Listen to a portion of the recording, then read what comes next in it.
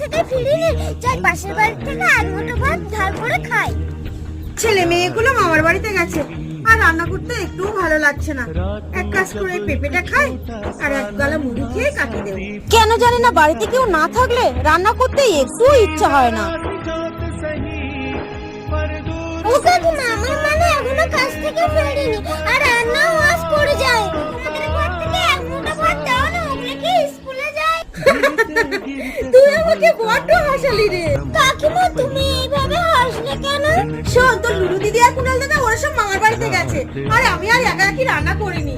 আমি দেখে ফল পাকড় মুড়ি টুড়ি শুকনো এসব খেয়ে থাকছি।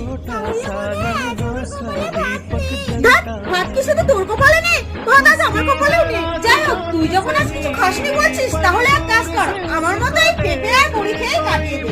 কি আর করবি?